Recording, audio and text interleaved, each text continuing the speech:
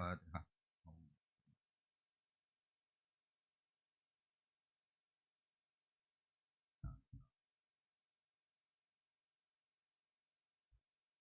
Ya, iki langsung mawon de nama-nama niki didaftar mawon teng pangeran. Tani mlebu swarga.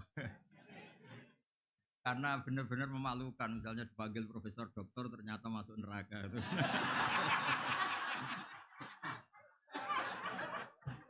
Ya apalagi membawa nama Islam kan ada Islamnya itu. Universitas Islam masa ketua yayasan terus rektornya masuk apa? Kan nggak keren. Ya.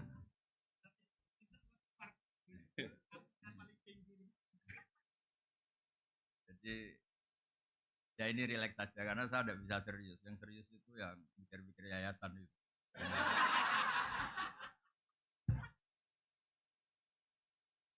Saya itu berkali-kali sebetulnya itu bapak-bapak ibu-ibu sering dapat SK. Nah, SK apa saja dari ormas maupun dari kementerian. Jadi saya itu jarang terima bilang iya itu karena saya ini penganut ilmu hakiki. Penganut. Hanya penganut ilmu hakiki gini, kebenaran itu harus dilakukan siapa? Jadi kalau di yayasan modern itu kan nunggu dapat apa? Jadi jangan-jangan kalau ada orang tenggelam nunggu belum ada SK untuk nolong. Jadi belum ada surat tugas. Gitu. Makanya banyak dosen yang nggak bisa ngajar di kampungnya karena nggak ada surat tugas.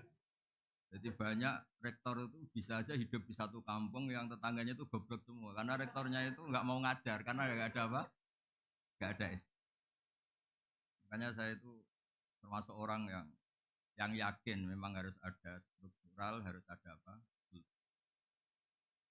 Saya pernah diskusi sama rektor UI ini sama-sama pakai nama apa Islam. Saya bilang gini, saya pernah ditawarin Gus, semuanya sepakat jenengan mau dikasih dokter honoris causa. Saya bilang enggak usah. Saya satu takut masuk neraka, dua takut kalau pas gak punya uang. Masa dokter gak punya uang?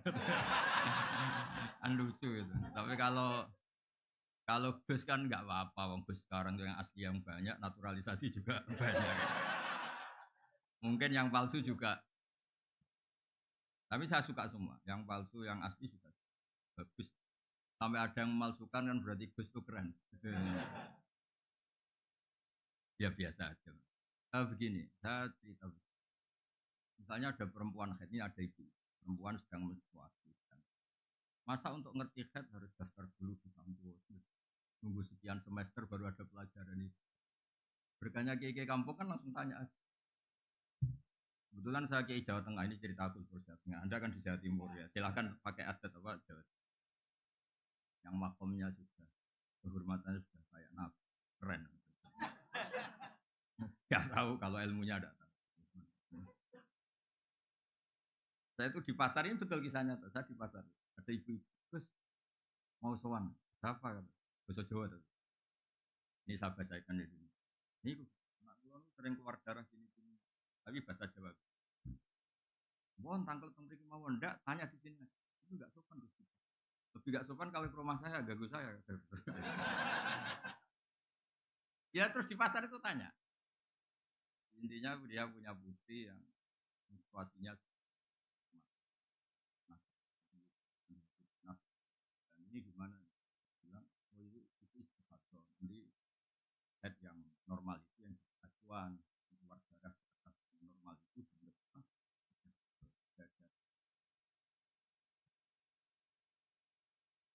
terus saya ketemu Kiai kebetulan tadi Jawa Timur komplain di masyarakat nggak bisa tutorial ya beda beda ini cerita ke ini kan lembaga akademik tolong hormati atas nama ilmu meskipun dengan tidak cocok saya tidak saya juga enggak berarti ini kan saya termasuk kiai yang independen Imam Bukhari itu punya bab begini babul futya fitorik bab memberi fatwa di jalan jadi suatu saat ini ibu-ibu harus tahu di mana-mana ibu-ibu nggak pernah kalah. Itu Nabi aja kalau sama perempuan takut. Belum pernah Nabi itu dikomplain lagi. Yang ada itu dikomplain perempuan. Jadi hukum Allah itu nggak pernah dibatalkan lagi. Yang pernah membatalkan itu ini sebelum ngaji tak kasih muka. Makanya nanti yang boleh tanya hanya bapak-bapak ibu-ibu. Karena bisa ngerubah hukum itu. Allah aja digugat itu. Tuhan itu digugat. Makanya di Quran ada surat Mujadilah. Yang benar itu bacanya Mujadilah yang level A. Tapi umumnya orang baca apa? Mujadalah. Itu karena ceritanya itu perempuan penggugat. Imro'atun Mujadilah. Itu Nabi pertama yang digugat. Jadi dulu itu ada hukum. Dihar itu setingkat tolak. Nabi menjawab sama. Hukum Islam kok gini, hukum apa? Nanti engkau salah laporkan Tuhan. Nabi diancam gitu. Pertama ya Allah, qala allati yujadiluka. Di Bukhari itu ada babul futyah fitori, bab tanya hukum dan difatwakan di jalan. Jadi Nabi itu ada konvoi mau haji, mau Nabi loh yang haji, nggak ada kuota, Nabi haji aja. Terus ada perempuan, kebetulan cantik. Ini penting kata cantik karena nanti yang jadi masalah ini karena cantik. Berarti dia cantik. Nabi dipegang saja kendali untanya. Ya Rasulullah, ini mau kafilah haji. Ya, wah sayang ibu saya sudah meninggal. Ada sebagian lagi tanya, bapak saya sudah meninggal. Itu dipegang di tengah jalan. Dan saya tahu, andaikan bapak saya masih hidup, beliau pasti. Apa perlu saya mengganti beliau? Ini awal-awal haji badal. Jadi yang tahu dalilnya saya yang nikmati travel. Karena makanya saya itu betul. Saya itu orang paling dihormati para travel karena kalau nggak tanya hukum tanya saya. Tapi saya tidak pernah dapat laporan labanya. Tapi saya itu orang kaya. Makanya pantasnya saya itu masuk surga karena sudah benar. Ya kayak gini kan, yang nyari ilmunya saya, cari referensi Unisma yang tinggal make. Padahal yang nyari-nyari kan. Udah gitu nanti dipakai dalil kayak orang pinter gitu.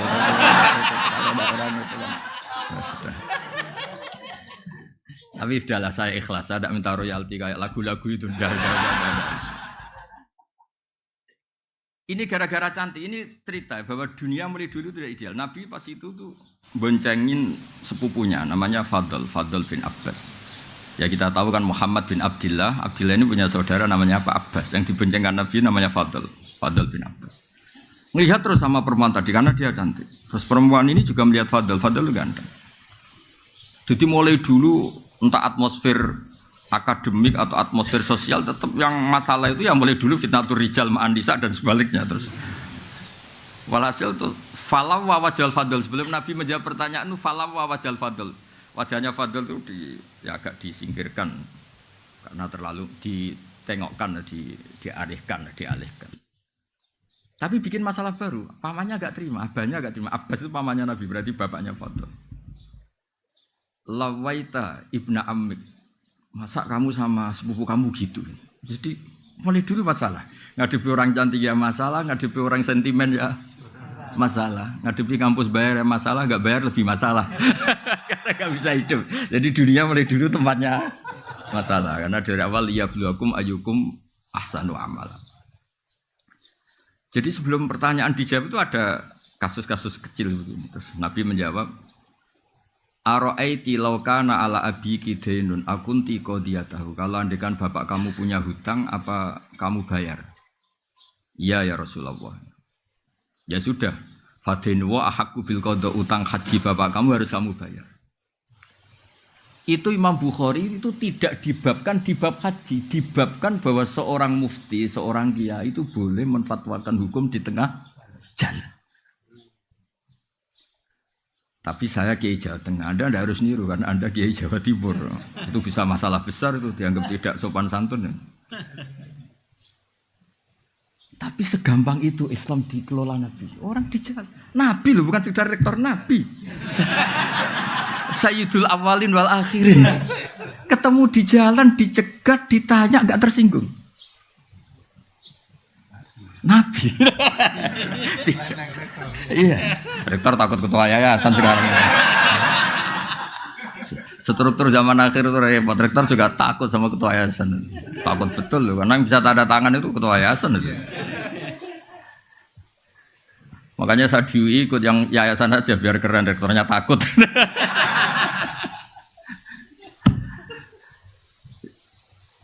Ya itu satu ilmu. Itu kata Imam Bukhari babul futya fit thariq. Bab memberi fatwa di jalan. Artinya begini, andaikan semuanya sistem kampus, kemudian perempuan ini ingin belajar tentang menstruasi atau tentang apa saja. Masa nunggu sampai semesternya, nunggu kejuruannya, oh ini fakultas apa itu. Ketika dia tanya kebutuhan agamanya, enggak bisa, kamu kan fakultas teknis, masa tanya agama? Padahal fakultas teknis juga butuh agama. Makanya menurut saya Indonesia itu sudah bagus, ada struktural, ada apa? Kultural. Saya ini termasuk yang kultural, tapi kebetulan keramat jadi dipakai yang struktural seperti ini. Tapi saya itu kalau dapat SK entah jadi apa, biasanya tak saya abaikan. Bukan karena sombong atau menolak. Memang nggak boleh kalau dua-duanya kekuatan ini sama-sama di struktural saja atau sama-sama di kultural. Karena kalau struktural tadi, masa orang tanya kebutuhan Islamnya harus nunggu sekolah di situ, nunggu semesternya berapa baru bisa diskusi sama dosennya. Itu pun kalau fakultasnya agama, kalau enggak. Makanya saya mohon kiai-kiai kultural itu ya harus alim betul, terus rileks. Saya itu memang enggak nerima tamu, tapi saya punya ngaji rebonan yang kayak begini. Orang bisa ngomong apa saja. Tapi biasanya laporannya sama, dimarahin istrinya. Laporannya sama. Jadi sahabat itu gak berani tanya Nabi, perempuan tidak saja, dipegang ke dalam Nabi. Ya Rasulullah saya mau tanya, Nabi berhenti. Nah kemudian di bab haji, ini dengerin, di bab haji dibabkan lagi. Babu hajil mar'ati anir rojuli, sehingga di bab badal itu boleh silang. Normalnya kan lelaki diganti lelaki, perempuan diganti perempuan, tapi di bab ini, di bab kaji apa? Badal, itu lelaki boleh diganti perempuan, karena kasusnya tadi adalah perempuan mengganti haji bapaknya. Terus nanti suatu saat dibabkan lagi oleh Imam Bukhari. Babu niyabati hajil makdub.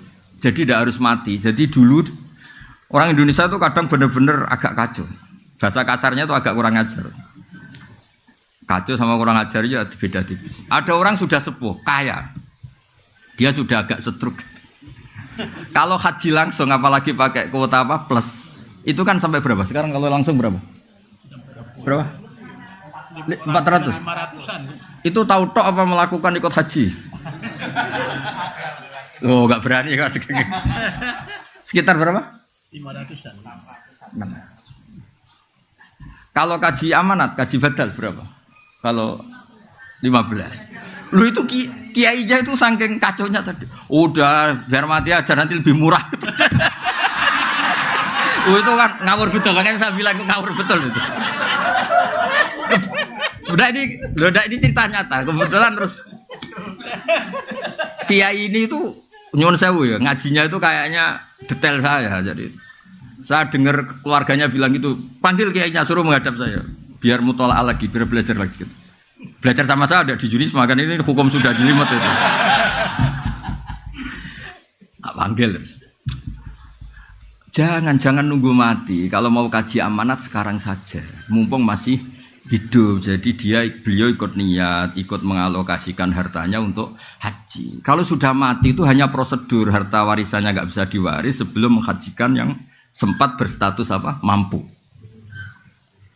Terus tak tunjukkan. Jadi sebenarnya kaji amanat itu dua, menghajikan yang sudah meninggal atau masih hidup tapi tidak mampu. Ya. Tapi di Indonesia yang terkenal tuh yang sudah meninggal, yang 15 juta tadi. Nah kalau langsung, kalau orang kaya kan mustatiknya haji plus, berarti kan 500 juta. Mendingan sudah mati kan tinggal berapa tadi? 15. Loh itu dijawab itu anaknya senengnya Masya Allah, karena dari 500 menjadi 15. Oh ngawur betul itu. Efisiensi 400. Ya efisiensi itu, efisiensi. Terus tak marahin loh. Enggak, jadi sebetulnya kaji amanat itu dua. Al-hajju anil mayyit, menghajikan yang sudah meninggal. Kedua itu anil makdub, kalau dalam saya disebut apa makdub, orangnya sudah tidak mampu apa haji. Nah saya termasuk kiai yang ikut menggerakkan cara masif gimana kalau bisa itu mumpung masih hidup, sehingga ini ikut niat so inovane dolai mobilnya banyak untuk haji saya, dia ikut intervensi. Tapi kalau sudah meninggal mungkin dia Jadi kalau sudah meninggal sebetulnya mayatnya itu entah dapat pahala entah tidak tahu saya. Karena sebetulnya ini hanya untuk menghalalkan tirkah, menghalalkan warisannya.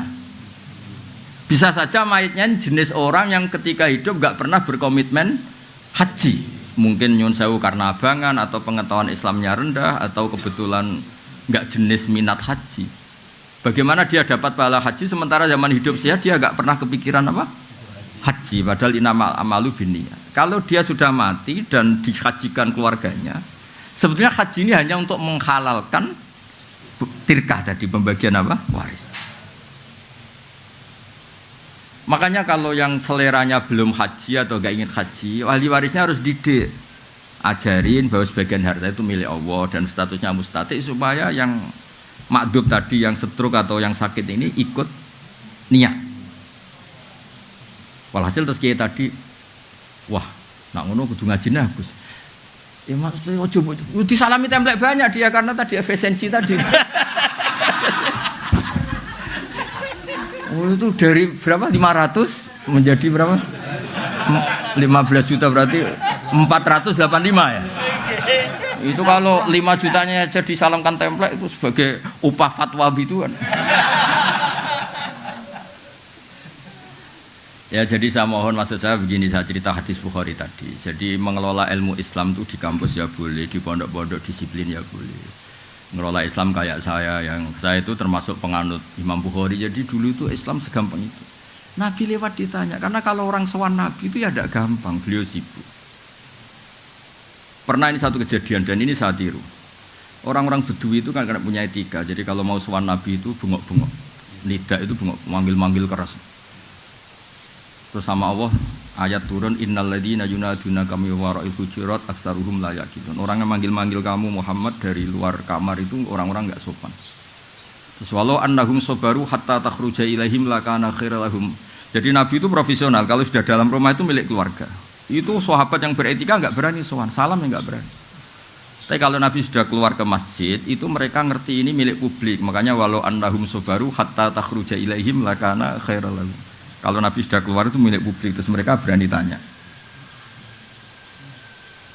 Jangan kayak orang-orang nggak punya etika, kayaknya pergi 3 jam, 4 jam baru masuk rumah, assalamualaikum, padahal kayaknya mau ke kamar mandi mungkin.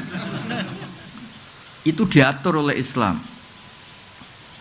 Sehingga kita kan, saya misalnya yang saya alami, saya kan sudah fair ketika begini kan, istri saya ada ganggu saya, anak saya ada, karena sudah milik publik. Boyo kalau sudah di rumah itu milik keluarga, makanya dulu sudah diatur sedemikian rupa. Tidak tahu kalau di daerah kamu melakukan ini apa enggak, tahu. Kadang-kadang kiainya juga senang ditamoni lah, itu kan ya sudah nggak tahu, itu kan haknya, itu kan apa haknya. Nah saya di sini juga hak saya, ini wilayah saya, teritorial saya. Sehingga momentum Nabi lewat itu penting bagi orang-orang yang punya peradaban karena ngerti ini Nabi kalau sedang di luar itu milik publik. Itu disebut walau annahum sabaru hatta takhruja ilaihim lakana khairal lahum. Jadi kalau mau komunikasi dengan Nabi, nunggu Nabi itu keluar dari area privat keluarga. Ya Pak Rektor ini kalau pas di luar kan jenengan milik kamu. Kalau sudah di rumah kan enggak tahu, jangan-jangan disuruh nyuci piring sama istrinya. Karena sekali di rumah itu bisa hamba sahaya itu bisa. Itu kan bisa masalah itu kan. Loh itu semua orang soleh. Yang paling masyhur kan cerita Umar itu. Umar kayak apa kerasnya itu? Itu di atas rektor itu. Umar. Oh itu ada orang sering dimarahin istrinya matur ke Umar.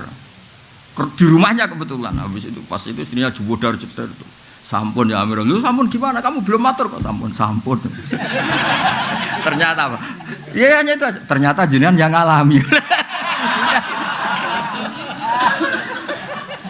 Ya makanya kalau rektor di rumah jangan ada yang main ke sana, itu wilayah-wilayah privat itu. Bisa masalah besar itu, wah. Apalagi pas dimarahin di video, wah.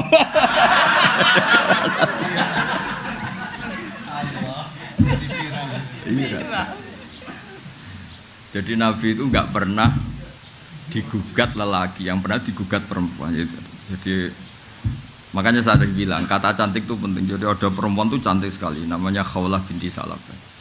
Saking cantiknya dia mungkin habis haid atau apa, terus dia pas suaminya datang itu dia pas sholat. Ya karena cantik tadi. Langsung suaminya orang Arab kan nggak makan bakwan sama tempe, makannya daging. Pokoknya ingin langsung hubungan intim. Istrinya menolak. Wong di redaksi kitabnya itu agak jorok ceritanya. Fa'ajabatu ajizatu. Dia ngelihat istrinya sujud tuh tertarik. Walhasil terus diajak nggak mau. Terus orang Arab itu kalau mangkel melakukan apa? Dihar. Dihar itu menyerupakan istri dengan apa? Ibu. Kalau di Arab menyerupakan istri dengan ibu itu maknanya nggak mungkin halal disetubui. Kalau di Indonesia enggak, kalau menyerupakan istri dengan ibu itu karena kasih sayangnya. Makanya di Indonesia hampir nggak ada apa dihar karena beda sekali perspektifnya, beda sekali. Walhasil terus karena dihar di jahiliyah dulu itu hukumnya sama dengan tolak. Nabi itu melangsungkan hukum yang nggak dibatalkan oleh apa? Islam. Yang enggak dibatalkan seulang lagi. Karena beberapa tradisi jahiliyah juga ada yang diteruskan. Matur ya Rasulullah, saya istri saya dihar gini. Yang matur pertama itu suaminya, namanya Aus bin Somit. Ada banyak riwayat, sama ambil saja Aus bin Somit. Enggak usah diteliti jadi disertasi itu enggak usah. Disertasi kok ilmunya copy paste. Mau nanti disertanya kata Gus Wak kacau itu, enggak ilmiah itu ya, harus nyari referensinya sendiri. Barang nyari enggak mau biaya, pakai maktabah Samilah 5.000, aduh kasus lagi. Kata Nabi, ya sudah gitu memang hukumnya, pulang suaminya. Kata istrinya, wah kamu enggak mutu ya. Datang. Ini cerita surat Mujadalah tadi kalau zaman baca Mujadalah. Betul ya Rasulullah kalau dia itu kayak tolak. Iya. Nabi, saya ini sudah tua. Kalau bikin hukum mau dipikir-pikir dulu. Khawlah itu cantik betul. Agak jorok orang. Agak ngawur kalau ngomong itu, kalau sama Nabi agak ngawur. Ini kisah nyata loh. Maksudnya gimana? Kalau saya masih muda dulu, cantik masih muda, dihukumi tolak gak apa-apa, masih banyak lelaki suka saya. Ini saya sudah tua. Terus bilang, ngomongnya jorok, saya masih ingat bahasa Arabnya. Akala syababi, muda saya cantik saya dihabiskan oleh dia, maksudnya suaminya Aus bin Samit. Wa nasartu lahu batni, sehidup-hidup saya sudah pokoknya ngomongnya jorok dia. Sudah pas tua gini, sudah tidak cantik, sudah gembrot, sudah ini itu, ada digar yang kayak tolak. Tadi kata Nabi, ya hingga detik ini belum ada pembaharuan hukum, belum ada itu. Masih begitu kata Nabi. Kalau begitu terus, engkau saya laporkan Allah Ta'ala. Oh itu kalau nggak perempuan nggak bisa itu. Wih. Tapi gara-gara itu Nabi itu kelihatan Nabi. Memang kadang-kadang eksiden itu berkah. Si Khawlah ini terus pulang di kamar dia sujud. Ya Allah, bilangin nabimu ini hukum apa? Bilangin nabimu ini hukum apa ya? Saya sudah tidak cantik, sudah tua. Kalau kejadian ini ketika saya masih cantik, nggak masalah. Terus ngomongnya tuh pas munajat tuh yang ngawur betul.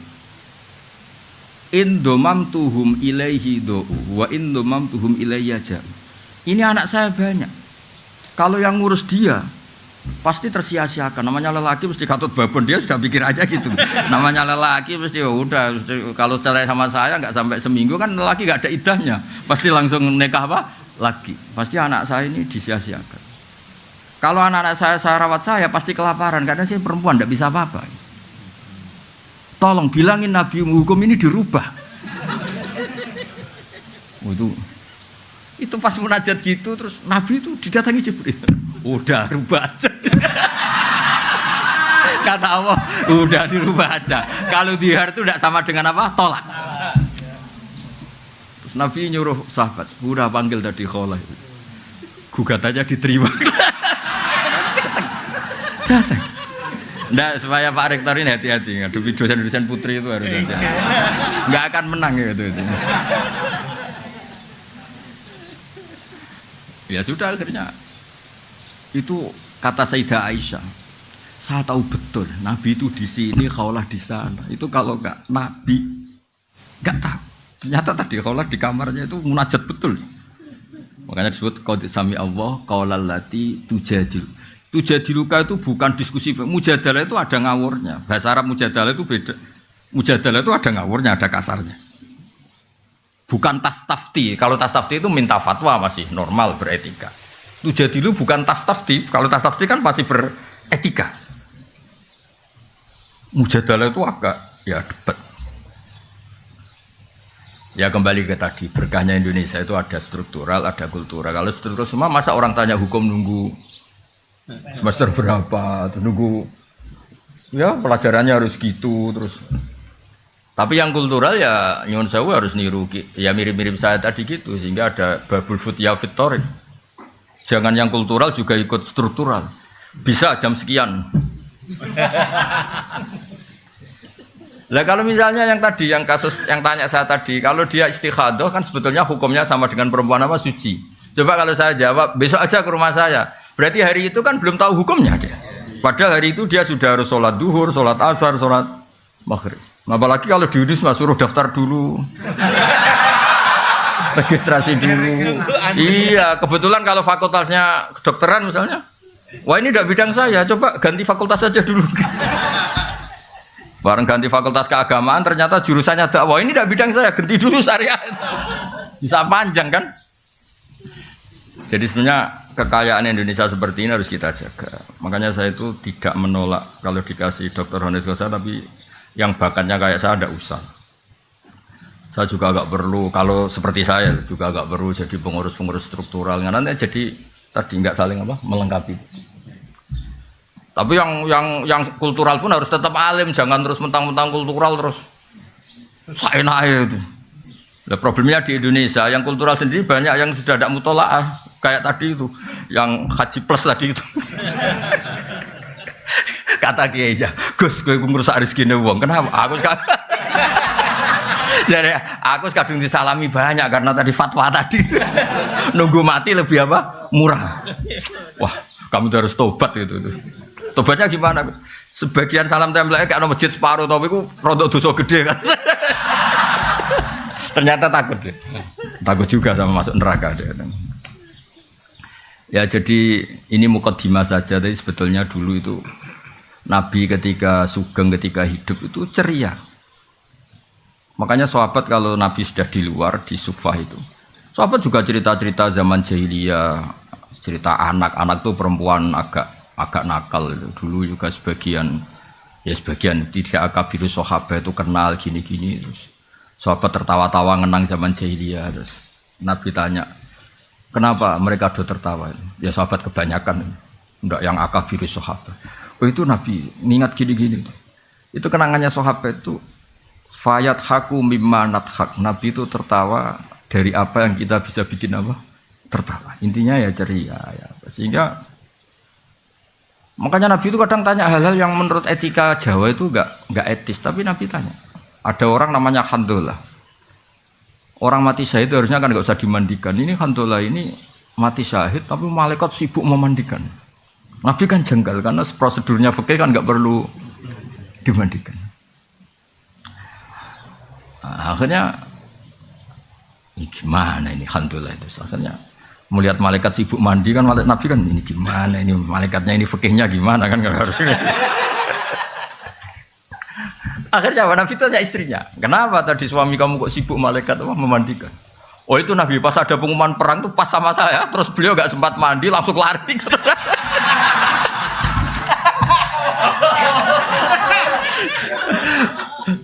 Akhirnya malaikat kan yang ribet itu Pak. Saya nggak ngerti itu gimana dia dapat galon, dapat apa malaikat tadi juga nggak tahu saya. Malaikat nyari di mana itu nggak tahu. Tapi itu sampai si Handolah ini gelarnya apa? Ghusilul malaikah, mayat yang dimandikan. Sampai itu menjadi gelar kehormatan.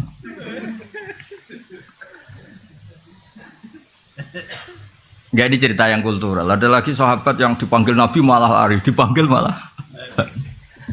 Ini cerita orang Arab. Tanya, kenapa engkau lari saya panggil? Nabi, saya tadi pas sama istri saya, jadi saya masih junub. Kalau ketemu engkau saya malu karena saya belum suci, belum mandi besar. Terus kata Nabi, innal mu'min thahirun. Kalau sekedar ketemu ya enggak apa-apa, yang enggak boleh itu sholat. Kalau ketemu saya juga enggak apa-apa, nanti dapat dipanggil tambah lari. Untung nggak ada sungai berantas, kalau cemplung repot. Artinya gini, dulu itu ini cerita ya, tanpa mengadili, soalnya ini cerita tanpa mengadili. Dulu belajar Islam itu ya gampang begitu. Ada kejadian gitu, jadi hukum. Oh, orang junub itu tetap boleh ketemu kiai, ketemu nabi. Nggak harus daftar, nggak harus registrasi, terus nggak harus apa. Nah sekarang itu saya tadi bilang ke Pak Rektor, nggak boleh organisasi ini terlalu mengambil alih semua kebaikan, harus ada yang apa kultural, baik NU, Muhammadiyah maupun apa. Karena ini yang bisa on time, yang bisa setiap apa saat, setiap waktu. Tapi ya tetap ada yang struktural nggak apa-apa, tapi jangan mengganti fungsi yang kultural. Tapi yang kultural juga nggak usah ganti yang apa struktural. Makanya ini berkah betul ini saling menyadari, gitu, saling waras lah bahasa kasarnya itu saling. Karena selama ini kadang-kadang itu dipertentangkan. Padahal jelas kalau pertanyaan-pertanyaan di jalan atau apa yang struktural kan nggak bisa mewakili ini, karena harus daftar dulu, fakultasnya harus ini, semesternya harus semester berapa baru mengkaji ini. Dah ya jelas ya. Nah, ini yang mulai ngaji ini tak baca ini nih. Nah, ini serius itu tak kasih referensi tadi. Nah, ini saya baca terjemahnya dulu. Ini kan di Syekh Nawawi itu. Wa yahdiyaka sirata mustaqimah kata Syekh Nawawi fi tablighir risalah wa iqamati alamatir riyasah. Fala yabqa may yaqdiru alal iqra alal kufri.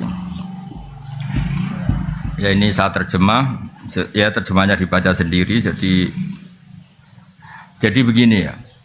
Islam itu membawa kebenaran, tapi kebenaran ini kan masuk ke ruang publik. Ternyata benar saja tidak cukup, karena benar itu bisa jadi objek cemoohan, objek eksploitasi dan sebagainya. Karena masuk ruang apa?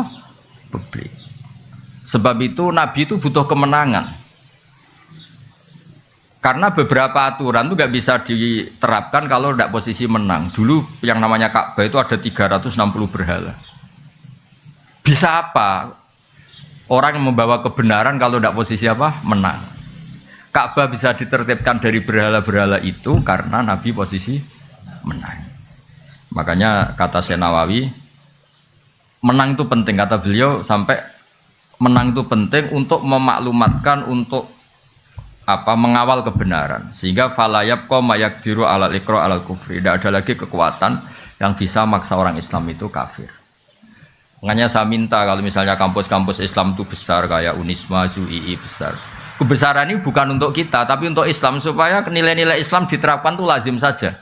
Bukan hal yang harus diperjuangkan dengan harta dan jiwa, tapi satu apa kelaziman. Jadi menang itu kalau di ilmu ini juga jadi berkah karena beberapa kebenaran ini posisi kita harus apa? Menang karena masuk ruang apa? Publik. Itu ada seorang yang cerita, dulu miskin terus kaya. Dia itu ketika miskin jadi buruh, kebetulan majikannya non muslim, itu dia bingung usul prosedur untuk bikin waktu sholat itu. Setelah dia kaya punya pabrik, gampang kan? Udah kalau duhur jeda. Malah karena dia sosokan kiai yang nggak jamaah kasih sanksi. Intinya kalau menang itu kepena itu, tentu tidak untuk otoritarian atau apa. Sebab itu semua nabi itu pasti pernah dikasih menang meskipun di akhirat itu. Karena ada kebenaran yang memang syaratnya itu harus posisi apa? Menang. Menang itu udah harus di struktural tadi, saya ulang lagi di kultural ya. Saya pernah didolani lah, kalau bahasa kiainya mungkin disowani, didolani salah satu cucu pendiri NU. Orangnya sudah sepuh. Saya cerita, kalau masyarakat di Indonesia itu semuanya sholat, semuanya anti zina, anti merkosa, anti kriminal. Nanti nilai bersama itu juga jadi ukuran calon presiden, calon bupati, gubernur. Karena satu masyarakat yang biasa sholat, biasa anti asusila, biasa anti perkosaan, pasti nggak akan milih bupati yang nggak sholat, bupati yang pernah kasus asusila atau apa. Jika nilai ini bisa menekan satu aturan, artinya kebenaran menjadi pemimpin, jadi panglima. Itu yang diinginkan orang-orang soleh dulu. Jadi kebenaran itu sebetulnya dengan tanda kutip bisa dipaksakan lewat kultural. Kalau nilai-nilai ini disepakati, kan pasti yang tidak seperti itu tidak dipilih kan? Karena nilai ini jadi konsensus. Makanya Quran ngakui wa'mur bil urfi, terus jadi kaidah fikih al adat muhakkamah, al adat muhakkamah. Begitu juga di kampus. Ada aturan bersama, rektor itu begini, sholatnya sregep, beretika, tidak punya kasus ini. Jika nanti pemilihan juga berdasar itu, yang jadi juga berdasar kriteria itu. Dan kita bersyukur di Indonesia itu, karena yang dianggap mungkar oleh agama juga dianggap mungkar menurut kepolisian, menurut kejaksaan, kayak korupsi, asusila, pemerkosaan, pembunuhan, narkoba. Yang mungkar menurut agama juga pidana menurut negara. Nah, itu berkah. Tapi negara itu kekuatannya sampai kapan? Ya sampai kultur ini jalan. Kalau kultur ini tidak jalan, kayak misalnya orang Kolombia, itu narkoba itu sudah seperti itu. Makanya ya negara itu bisa mayungi ini selagi kulturalnya masih seperti itu. Ya makanya tadi kita harus menang baik secara struktural maupun secara kultural.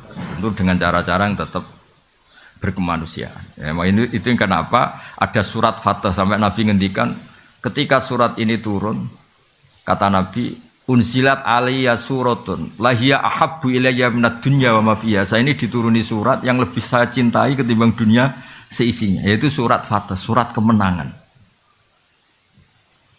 Ya makanya Syekh Nawawi ngendikan menang kitab tablighi risalah wa iqamati alamati riyasa fala yabqa mayaqdiru alal iqra alal kufri. Ya jadi kemenangan kita ini untuk itu. Terus saya teruskan lagi, ada lagi di Sahih Muslim, al mukminu al qawiyyu khairun wa habbu ila Allah minal mu'minid dhaif. Ya kita-kita yang jadi tokoh itu harus menjadi orang mukmin yang kuat. Jangan kalah oleh zaman, jangan kalah oleh macam-macam. Wa fi kullin khairun ikhris ala ma yanfa'uka wasta'in billah wala ta'jas. Wa in asabaka syai'un fala taqul anni fa'altu kadza wa kadza walakin qul qaddara wa ma syaa. Fa inna law taftahu amala syaitan. Ya, saya ulang lagi. Mukmin yang kuat itu lebih baik ketimbang mukmin yang lemah.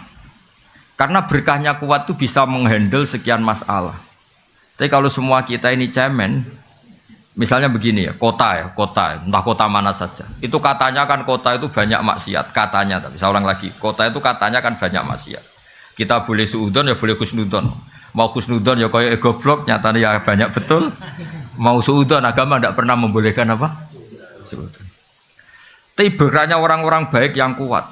Masjid tetap banyak, pengajian tetap banyak, komunitas kesalehan tetap banyak. Berkahnya ini banyak ketika orang-orang yang nakal ini ingin tobat, setiap saat itu ada. Di situ ada masjid, ada majelis taklim, ada lembaga-lembaga kebaikan. Coba kalau orang-orang mukmin itu lemah kemudian menyerah. Wah, gaya masjid di kota ya ora payu akeh maksiat, bikin masjid di kota, bikin itu kan terus selesai semua. Makanya kita butuh al-mukmin al-qawi, butuh orang mukmin yang apa? Kuat. Contoh lagi di Inggris, di Jerman, saya tuh sering ngaji virtual sama teman-teman yang di Jerman di mana-mana. Mahasiswa Indonesia di salah satu kampus sana itu kadang jumlahnya hanya 50, 40, tapi bikin komunitas pengajian. Gara-gara ini jadi komunitas, lama-lama kebutuhan kampus itu disahkan punya apa?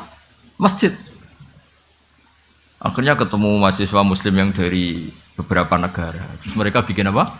Komunitas. Ada ngaji, ada ini. Coba kalau mukminnya lemah, masa di negara non muslim bikin masjid, komunitas saya semuanya non. Butuh orang kuat. Orang kuat itu udah harus otoriter, enggak ada harus.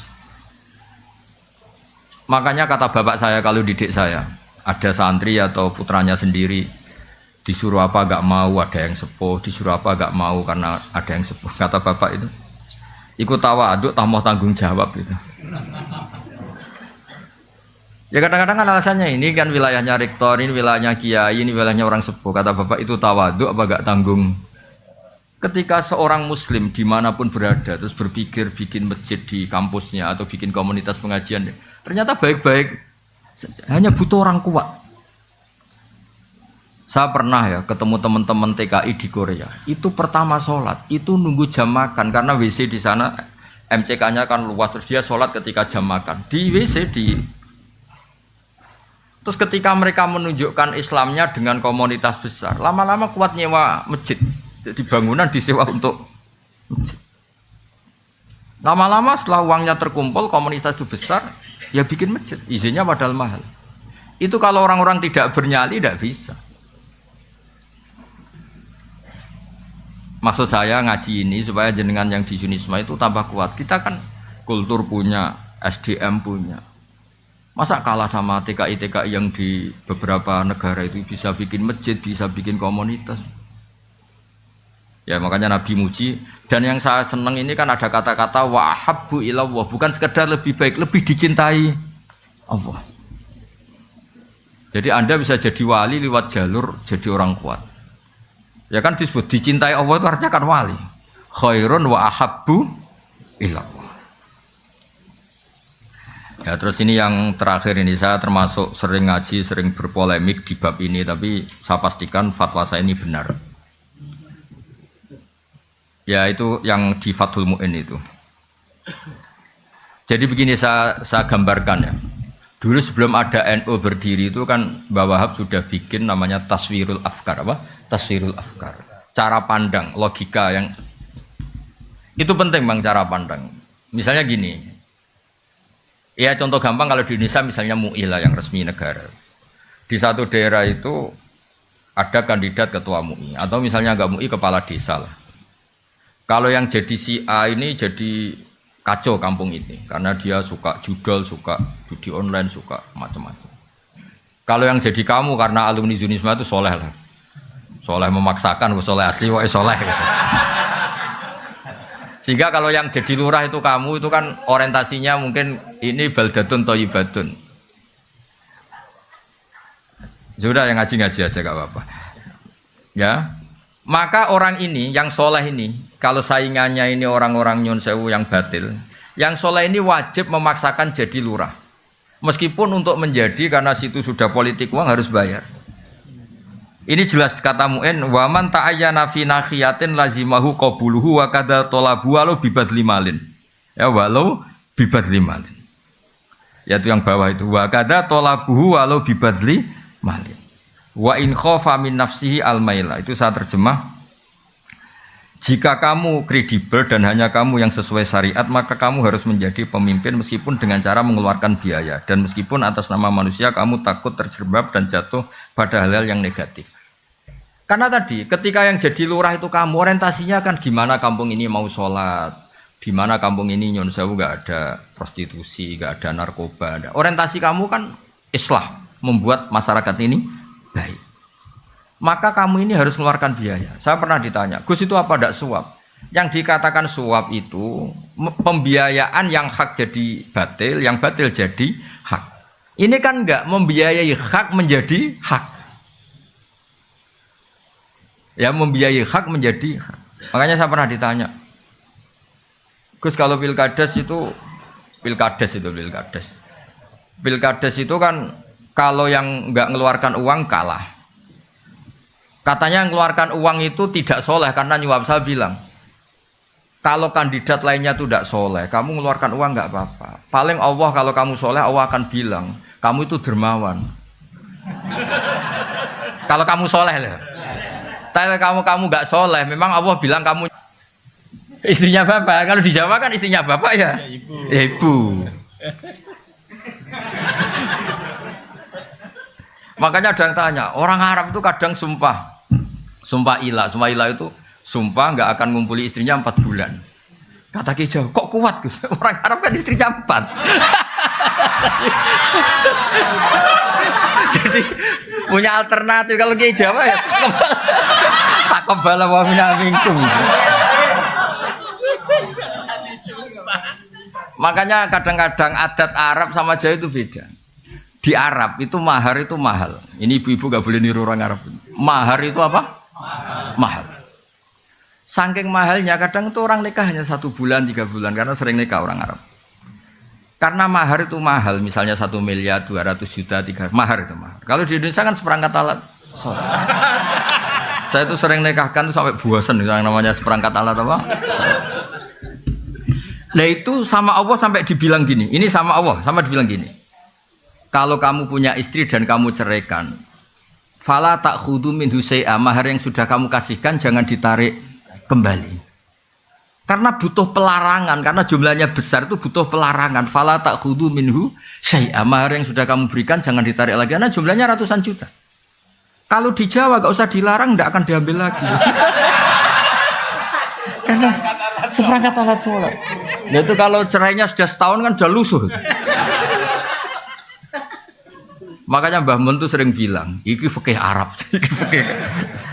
Artinya gini, teori itu nggak kebayang di Jawa itu ada pelarangan nggak boleh ngambil, nggak usah dilarang juga nggak ngambil. Kalau di Arab dulu itu ada sahabat nikah itu maharnya itu kebun kurma luas sekali. Makanya orang Arab sekali nikah itu ya terus istrinya tuh tenang hidupnya, nggak kayak dinikahi dosen Yunisma itu wah. Apa itu? Nggak jelas itu. Ya betul itu. Pernah dengar atau istilah khulu itu? Khulu itu seorang istri mengakati suaminya supaya mau menceraikan, tapi si istri bayar. Itu di Arab mungkin. Jadi singkat cerita ini dikasih satu kebun kurma luas. Istrinya nggak seneng karena cowoknya ini nggak ganteng, nggak menarik. Soalnya melihat suaminya itu bawaannya kayak melihat gerduo, nggak seneng. Kan ada orang-orang yang raine segala musibah itu kan ada orang yang itu kan nggak tahu lahirnya kenapa itu kata itu. Mau dibarengi apa nggak tahu. Kalau dukun mesti ngerti ini karena salah tanggal lahir mungkin. Itu kata pertama ada ayat khulu itu tadi. Kalau kamu minta diceraikan ya bayar mahar yang sudah kamu terima kembalikan lagi. Itu sampai ada ayat fala junaha aliman terus fi maftadat bi. Napa fi maftadat bi. Kalau di Indonesia ya tidak mungkin. Khulu coba mahar yang sudah saya kasihkan saya lagi dikasihkan seperangkat alat. Ya selusuh lagi itu kan. Jadi kadang-kadang perasaan fikih Arab sama Jawa itu beda. Makanya saya pernah tanya santri, Gus kok zaujatu abika nggak boleh menikahi istri bapak kamu? Ya ada kepikiran nikah lah Gus, itu kan ibu saya kata. Oh dasar Kiai Jawa kata saya itu. Di Arab itu ada ummuka, ada zaujatu abika.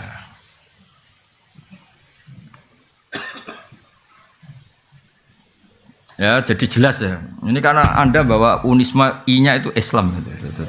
Ini makanya ini saya ajarin fikih secara baik dan benar gitu.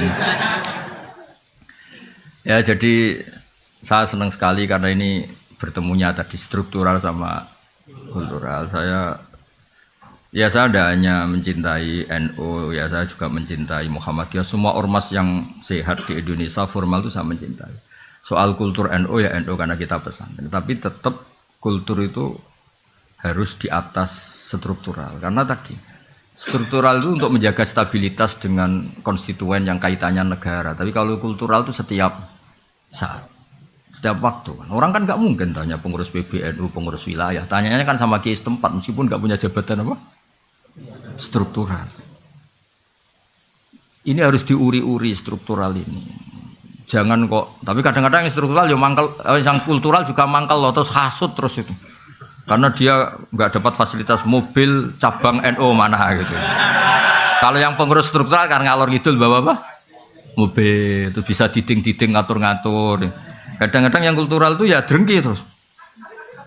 Lah saya ini kan kebetulan saya pribadi kebetulan kan yang kultural yang keramat, jadi nggak perlu iri gitu karena saya punya mobil, punya umat, punya komunitas. Yang enggak itu kan bisa perhasutan yang jalan itu.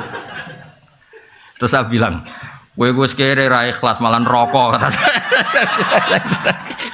Gue nak wis kere menisan apa? Ikhlas. Jadi kalah donya menang akhirat kata saya. Jangan kalah donya kalah akhirat gitu. Terus uya Gus astagfirullah. Astagfirullah terlambat kata saya gitu. Karena tadi berkahnya kultural itu orang bisa tanya setiap. Ini yang terakhir saya contohkan masalah istikhadah tadi. Nabi itu punya ipar namanya Hamnah binti Jahsh. Ya soalnya Hamnah binti Jahsh. Karena Nabi punya istri namanya Zainab binti Jahsh. Punya ipar namanya Hamnah binti Jahsh. Itu kalau tanya Nabi, ya Rasulullah saya ini sering keluar darah gini-gini. Terus kata Nabi, ya sudah kalau ngelewati adat haid kamu, maka itu istikhadah. Oh lebih dari itu Nabi, cara sekarang ya sudah kamu pakai softtek, lebih dari itu Nabi, ya sudah diblebet, lebih dari itu, pokoknya dia ngomong lebih dari itu, saking kuatnya darah yang keluar. Itu Nabi yang menjawab. Jadi yang nggak diketahui nyun sewu kiai yang etis, yang ngomong etika terus, itu sebetulnya nggak pas juga di bab-bab fikih. hal yang paling pribadi, paling nggak pantas itu dulu Nabi itu ngalamin itu. Maksudnya saya ini agak nyindir rektor tuh enak. Di ruang tertutup kalau mau ketemu aja ngelewati berapa baru. Waduh. Itu nemuin Nabi sama rektor gampang nemuin Nabi.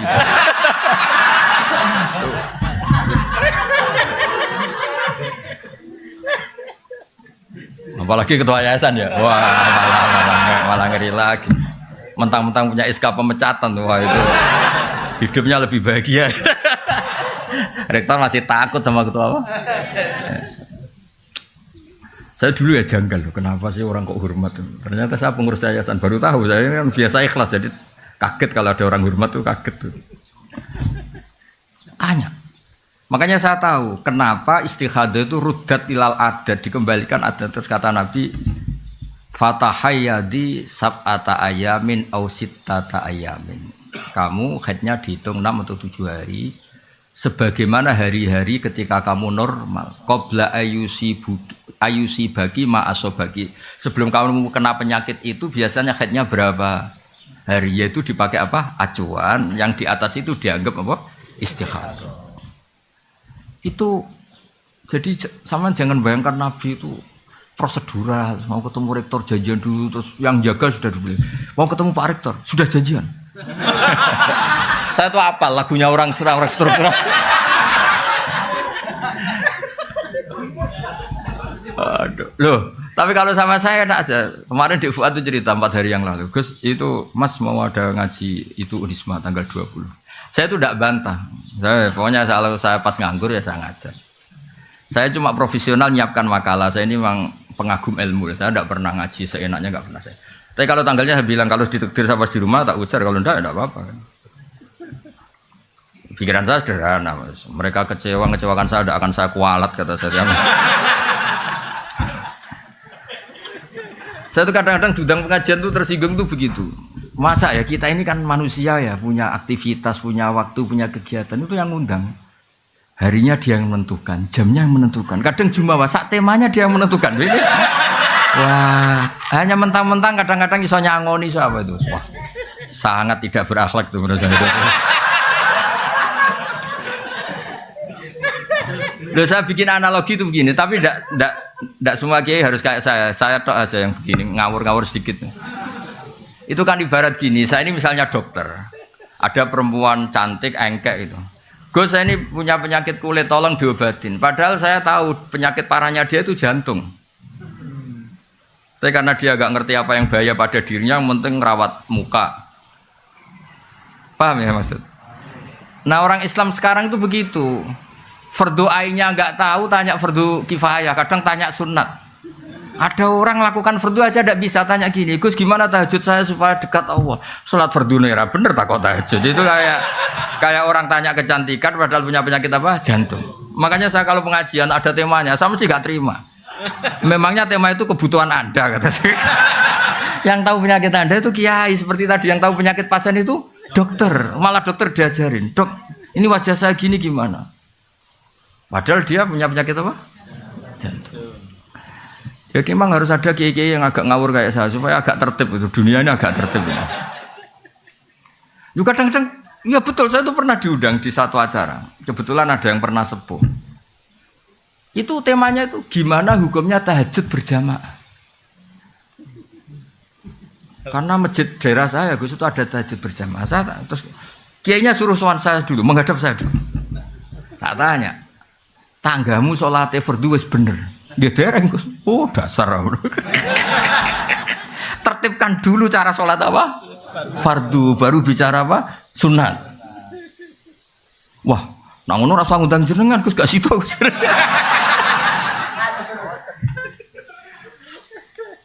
Tapi akhirnya mereka terus sadar, tak angan-angan bener Gus, fardu bener kok takok. Jadi kadang-kadang orang Indonesia tuh aneh. Tapi kebetulan aneh ini yang melakukan banyak terus tidak aneh. Tapi kita sebagai orang terpelajar itu harus mulai mikir. Gimana supaya kita ini diskusi Islam secara baik dan benar. Yaitu harus takdimul fardi alas sunnah. Harus prioritas itu Jadi dulu ini ceritain kembali lagi ke tadi. Dulu zaman Nabi itu gampang. Ada orang Bedui tanya, ya Rasulullah, betul engkau Nabi? Itu kalimatnya kasar betul. Antal ladzi tas'umu. Tas'umu itu agak kasar. Kamu yang ngeklaim kalau kamu itu Nabi. Tas'umu itu klaim, bukan takulu. Tas'umu ngomongnya orang Arab. Engkau yang ngeklaim kalau diri kamu Nabi. Kata Nabi, iya. Kata. Betul Allah nugaskan kamu. Iya kata Nabi. Nabi masih datar, ya terus. Terus apa ajaran Tuhan kepada kamu? Ya kamu harus sholat 5 waktu. Itu tok. Iya. Itu tok lo ya. Iya kata Nabi. Puasa Ramadan. Itu tok lo ya. Iya kata Nabi. Zakat yang wajib ya. Semuanya yang pas. Lu itu di depan Nabi ini yang saya pakai. Fa wala azitu ala dzalik wala angkus. Demi Allah saya Islamnya mau pas saja, enggak lebih enggak kurang gitu.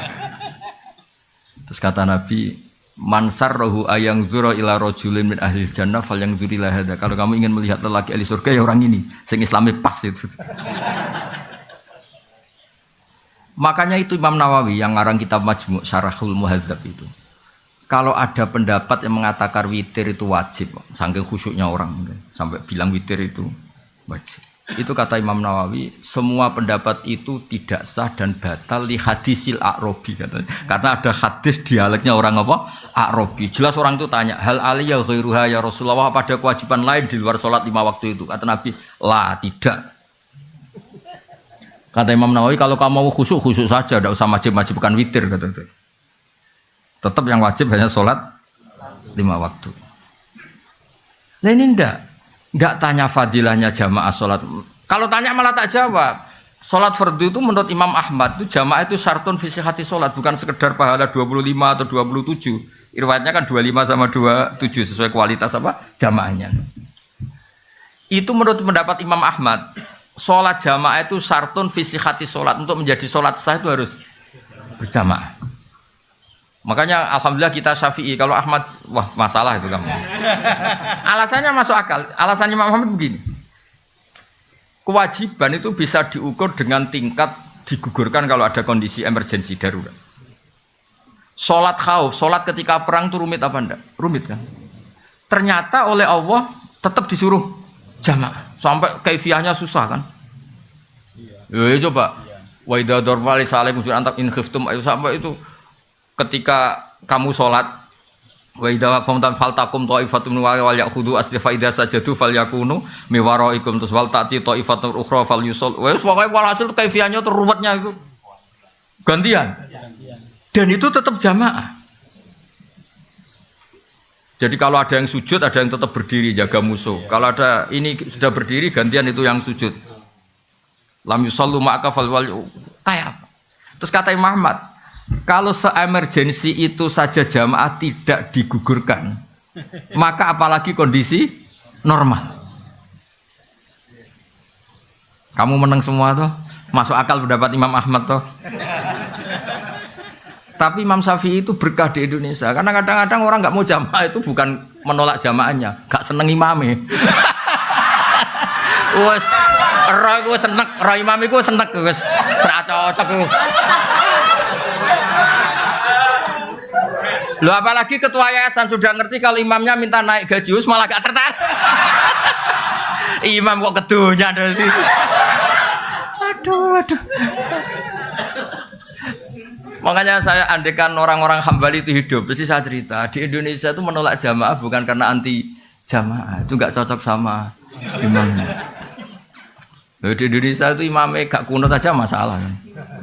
Yang kunut imamnya gak kunut juga atau sebaliknya juga masalah. Sekarang aja era modern, saya tuh sering makmum orang Muhammadiyah. Orang Muhammadiyah juga sekarang alhamdulillah sering makmum orang NU. Karena saya ngomong terus. Kalau kunut itu adalah NU, berarti Imam Syafi'i itu NU. Imam Abu Hanifah berarti Muhammadiyah. Padahal Muhammadiyah sama NU itu dulu Imam Hanafi, dulu Imam Syafi'i. Mana buktinya kalau Imam Syafi'i punya Kartanu itu? Kan tidak ada buktinya.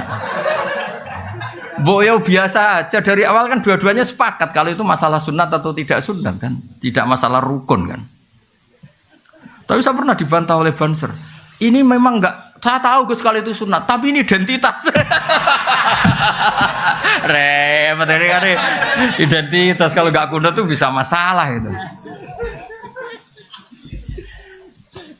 Ya sudah, tapi ya kalau kita yang nekuni ilmu ya biasa aja. Kalau kita yang nekuni ilmu ya biasa aja. Jadi saya mohon karena Unisma ini kan biasanya bacanya Unisma apa Zunisma? Oh ini ya sudah, berarti sudah Indonesia banget ini. Saya tuh masih menangi orang baca Zunisma, Zui karena setengah Indonesia setengah rodok mampu Inggris itu. Sekarang sudah diterbitkan ya, sudah muni U semua ya. Unisma. Tapi kalau di UI itu masih asing bilang U itu, karena kelamaan bilang Zui gitu. Kalau Indonesia sudah fase semua U ya. Tapi saya dulu dengarnya ya Zunisma sama ya. Berarti sudah Indonesia. Ya jadi jelas ya lewat ngaji ini bahwa struktural dan kultural tidak harus dipertentangkan. Ya supaya Islam Indonesia itu khazanahnya apa luas, karena nggak mungkin orang tanya itu dari Pak Rektor tadi bisa ngelewati 3. Ya sama yang kultural juga nggak usah hasut sama yang struktural, karena yang struktural kan gaya kan ngurusi Islam sambil membawa mobil dinas. Yang struktural, yang kultural tuh kasihan dari sawah mencangkul langsung ngajar madrasah.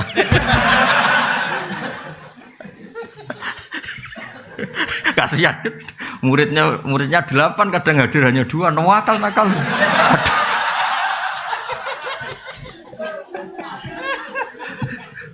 Tapi itu yang menjadikan orang Indonesia tahu Islam. Makanya saya setuju sama doa-doa, makanya doa kita itu walil mu'minin al mu'minat itu semuanya didoakan. Karena yang terlibat membesarkan Islam, menghidupkan Islam itu semuanya, bukan kita tok. Ya semuanya bukan kita tok. Saya sering ditanya di pedalaman Kalimantan. Saya ini di pedalaman Kalimantan, wajib Jumatan enggak? Ya secara fikih enggak wajib karena belum perkampungan. Masalahnya jamaah saya itu jamaah ngaji, kalau dijak sholat duhur enggak mau. Jumat kok duhur. Aneh kan, hari Jumat kok duhur. Ya sudah kalau gitu Jumatan. Katanya tadi enggak wajib. Lah dia niku rodok santri, semeneng nek ora wajib terus rasido gitu. Tapi jamaahnya enggak mau. Masa Jumat kok duhur gitu. Makanya alhamdulillah madhab-madhab yang Jumatan harus orang 40 harus gini-gini di Indonesia alhamdulillah tidak melaku, tidak jalan karena kampung-kampung terpencil yang komunitasnya baru 20 mintanya juga Jumatan. Makanya kita cari-carikan dalil gimana. Lah saya termasuk kiai yang ahli nyari dalil-dalil yang tidak. Karena kasihan memang kebutuhannya Jumatan. Masa Jumat kok duhur. Ya udah Jumatan. Dalilnya udah bagian saya yang nyari atas. Saya ini kan kiai baik, jadi pokoknya yang gitu-gitu tak cariin itu. Ya jadi kadang-kadang kita butuh. Saya pernah lagi ada Jumatan betul, saya itu mau ke Jogja. Kebetulan dulu saya pakai bis ban double. Karena saya ini kan termasuk orang soleh lah, jadi ada Jumatan berhentilah daripada duhur ya sama Jumatan berhenti. Padahal pakai bis, enggak pakai mobil pribadi. Tahun berapa? Sekitar tahun 97 atau 98. Jumatan di satu kampung itu orangnya itu enggak ada 20. Imamnya itu kalau baca Fatihah kayak orang mau melahirkan. Perjuangannya susahnya itu. Iya, kuana betul aja itu. Saya itu bawa santri 2, kebetulan sudah tamat alias, sudah pinter. Ngajinya sudah mahali. Dia ikut saya di Jogja itu karena sorogan kitab mahali. Padahal kitab mahali itu kasnya di atas Fathul Mu'in. Sudah termasuk kitab besar lah. Di Al-Azhar itu mahali sudah untuk gelar apa doktoral fikihnya. Dia mondok saya di Jogja itu karena ngaji kitab apa? Mahali. Singkat cerita santri saya 2 itu. Gus, kok jenengan ndak ada? Nak kon gak mantep ya ada. 2 santri saya itu ya ada, saya ada.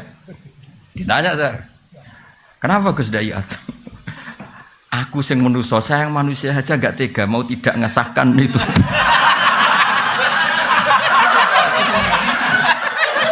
Apalagi Allah yang Rahman Rahim. Melihat perjuangannya di situ kayaknya pasti sah. Tadi ditanya, ini fikih apa? Ya fikih husnudzon kata saya.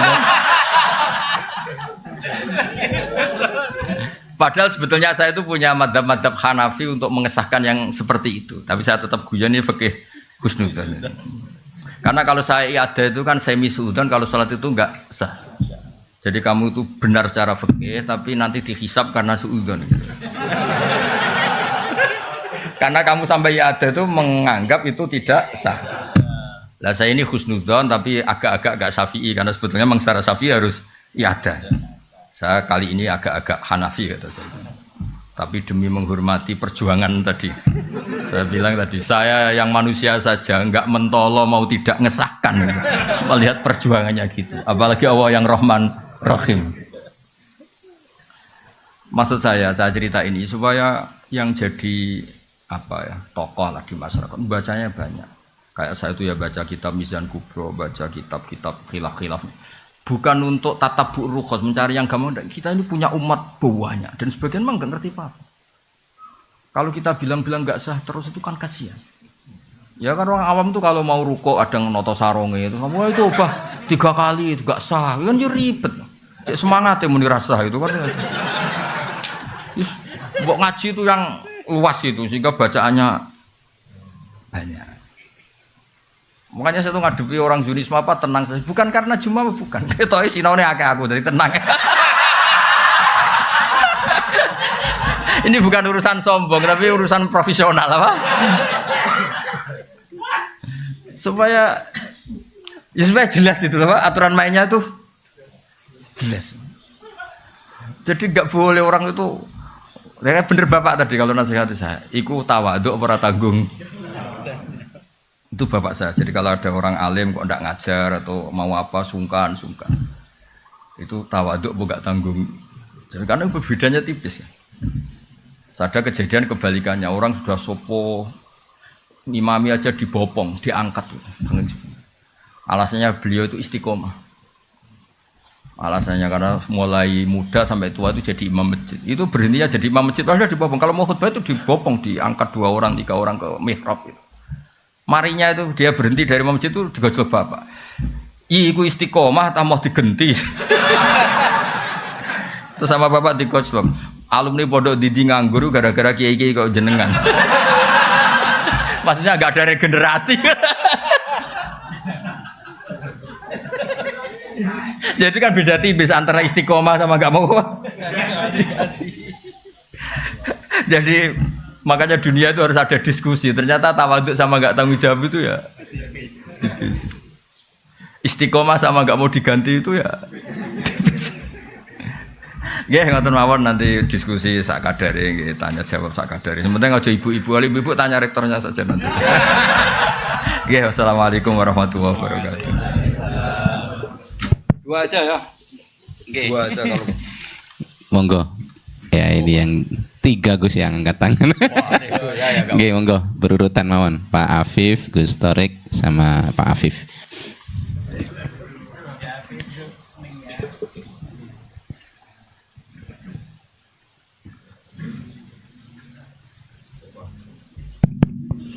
Ya, bismillahirrahmanirrahim. Matur suwun atas waktu yang diberikan. Ada 2 pertanyaan, Gus. Belum sudah korupsi ini. Kok enggak 4 sekalian? Yang pertama terkait dengan penafsiran ayat mengenai Inna fatahna laka fatham mubina, tentang pentingnya kekuatan untuk bisa mengawal kebenaran. Tapi sampean percaya tuh sama kitab itu? Injih. Oh ya udah percaya dulu jangan nanti aja, penting percaya dulu. Ya. Dan dikaitkan dengan hadis Rasulullah, al-mu'minul qawi khairun wa habbu ilallah minal mu'minid dhaif. Ini kaitannya dengan qadhiyah Palestina sekarang niki. Di mana sudah setahun lebih ini kan tertindas dan ada wacana untuk kemerdekaan Palestina ya, tapi dengan beberapa syarat ya, di mana di sana ada 2 faksi, ada faksi Fatah yang lebih memilih jalur diplomasi dengan Israel dan juga Hamas yang lebih memilih untuk mukawamah ya. Nah selama ini perundungan ini masih alot gitu, dan apakah yang dipilih oleh Hamas untuk terus melakukan perjuangan hingga mendapatkan kemerdekaan ini sebagai sebuah cerminan dari al-mu'min al-qawi, atau justru cara Fatah yang ingin melakukan menghasilkan perdamaian ini melalui jalur diplomasi. Yang kedua terkait dengan masalah fikih. Dari apa yang panjenengan sampaikan tadi panjang lebar, saya menjadi teringat dengan sosok ya Kiai Harismatik ya, Kiai Haji Ahmad Sahal Mahfud. Beliau dikenal dengan fikih sosialnya. Dan tadi kalau berbicara tentang asbab nuzul mengenai surah Mujadilah itu kan menarik sekali ya. Jadi ada semacam perubahan ya hukum ya yang dari awalnya itu tidak boleh menjadi boleh ya. Nah, kalau kita kaitkan dengan fenomena sekarang ini, kita juga mengenal ada yang disebut dengan fikih progresif ya. Jadi apakah memungkinkan ya dengan kondisi real di masyarakat sekarang ini ketetapan-ketetapan hukum itu yang sudah ditetapkan dalam Al-Quran bisa berubah ya secara hukum dengan menyesuaikan kondisi di masyarakat. Bukankah tadi dari asbabun nuzul ini ya kemudian ditetapkan dan itu menjadi syariah. Nah, apakah syariah itu sesuatu yang tetap atau memungkinkan untuk bisa berubah dari yang halal menjadi haram ya, misalkan dari yang makruh menjadi dan sebagainya. Saya bisa jadi mahasiswa. Gak mau kalau contohnya. Ya, matur suwun Gus. Dua pertanyaan iku. Ya. Yang kedua monggo Gus Torik biar berurutan. Assalamualaikum warahmatullahi wabarakatuh. Ini namanya siapa tadi? Afif. Pak Afif. Afifullah atau Afifuddin? Afifullah. Nggih. Mohon izin Kiai mau bertanya. Awalnya banyak pertanyaan tapi takut dianggap korupsi jadi satu mawon insyaallah. Jelas korupsi itu Bang. Nggih. Karena Universitas Islam Malang itu ada Islamnya, maka biasanya ngomongnya sama rektor. Ada banyak sekali kajian-kajian fikih di dalamnya. Dan dalam kajian fikih kami itu ada kajian fikih as'ilah farudiyah. Jadi segala macam persoalan yang diawali dengan huruf lau, andai gini gitu. Teringat tadi ada kisahnya Handolah, kemudian ada yang ini jima dan lain sebagainya. Ada satu soal farodi yang mungkin niki kami butuh pencerahan dari Bapak Kiai. Butuh pengkhayalan kamu. Mboten.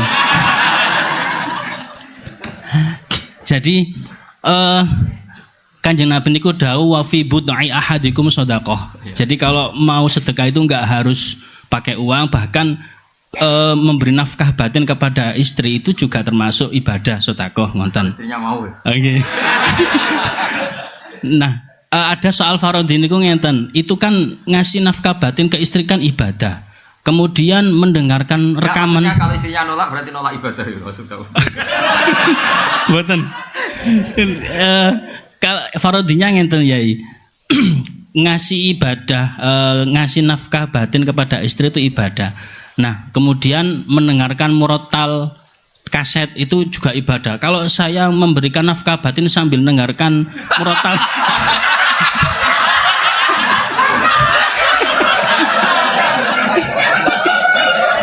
nah itu gimana hukumnya nonton? Kan sama-sama ibadah nonton. Pahalanya double. Turun.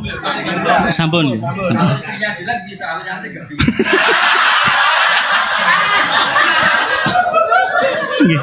Kemudian sub pertanyaannya lagi, apakah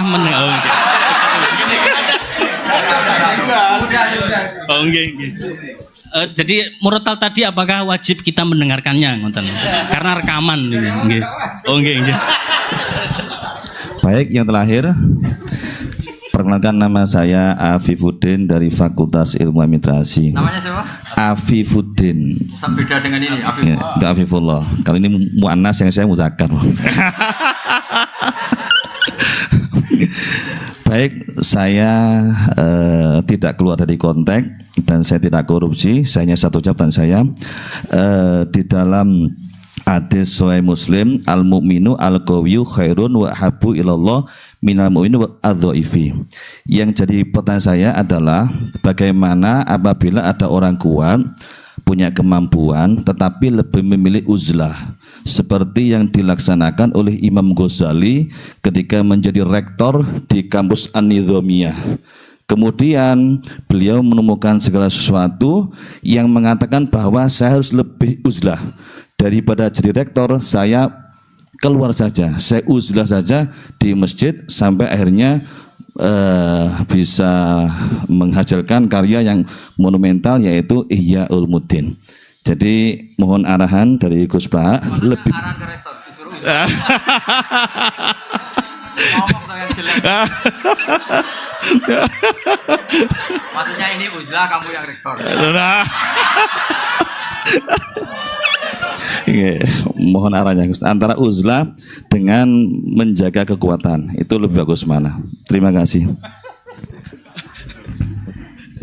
Begini ya, sesuai kaidah ilmu wala taqfu ma laysa laka ilm ya. Dengerin dulu nih Mas Afifu. Sebetulnya masalah Hamas Fatah itu setahu-tahunya kita itu lewat media. Saya ulang lagi, setahu-tahunya kita ini lewat media. Kita nggak tahu persisnya. Yang kita tahu hanya persisnya secara hukum kita harus bantu Palestina dengan segala cara. Dan alhamdulillah Indonesia termasuk negara yang mulai zaman Pak Karno sampai sekarang selalu mengakui kemerdekaan apa? Palestina.